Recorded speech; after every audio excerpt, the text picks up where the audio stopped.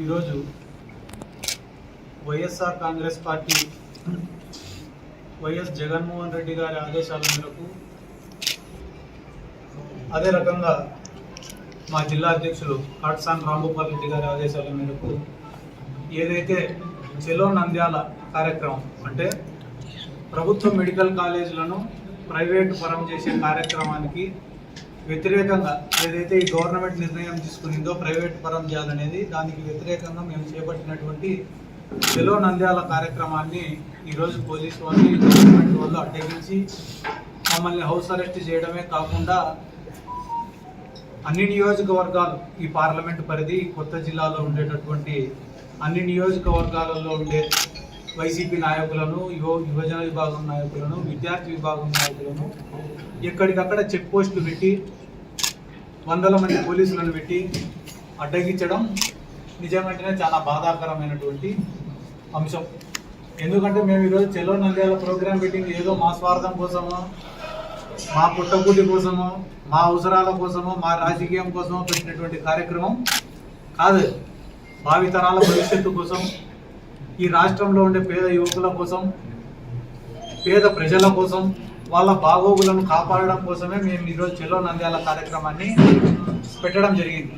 కానీ ఈరోజు కూటమి వాళ్ళు ఎందుకు వీటన్నిటిని కూడా అడ్డుకుంటున్నారంటే కదా, ప్రజల్లో వాళ్ళపైన తీవ్రమైన వ్యతిరేకత ఉంది. అది ఏదో ఈ ప్రైవేటైజేషన్ ఒక్కటే కాదు, ఈరోజు పెరిగిన విద్యుత్ ఛార్జీలపైన కావచ్చు.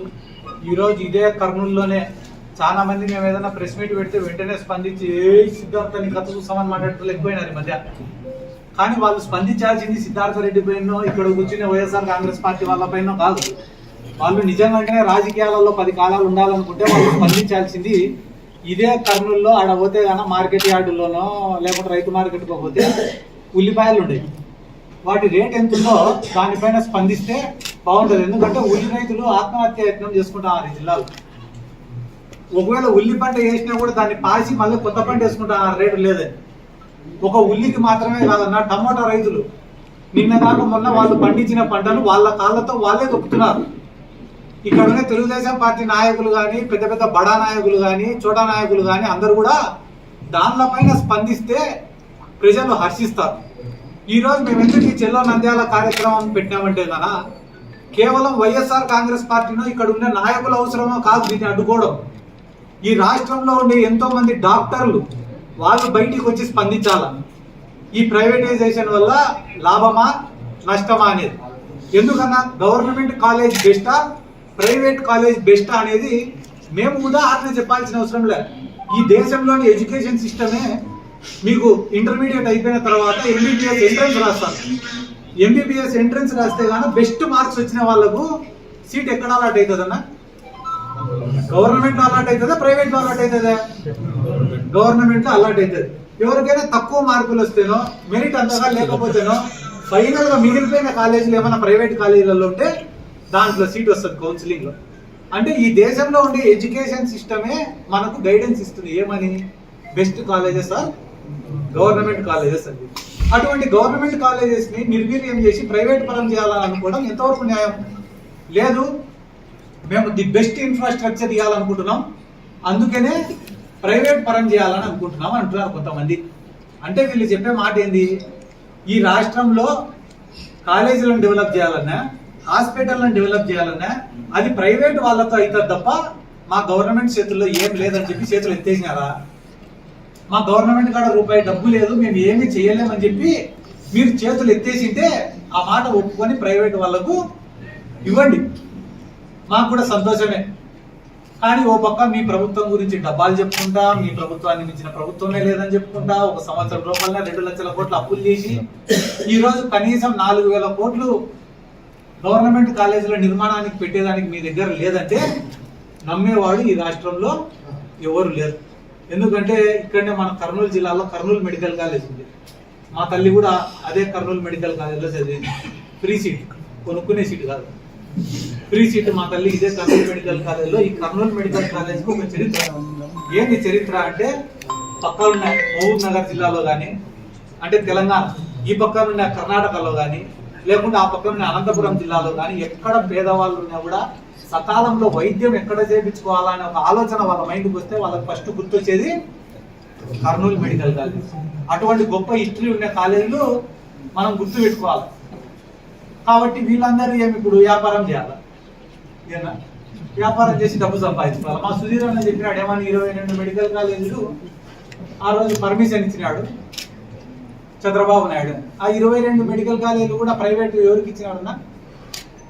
వాళ్ళ బంధువులకు, వాళ్ళ అనుచరులకు, వాళ్ళ నాయకులకు, వాళ్ళకే ఇచ్చినాడు, వేరే వాళ్ళకి ఎవరికి ఇలా. అదే రకంగా రేపు కూడా ఒక 4 టెండర్లకు పిలిచినాడు కదా నిన్న. అవి కూడా ఎవరికి ఇస్తారు తెలుసా?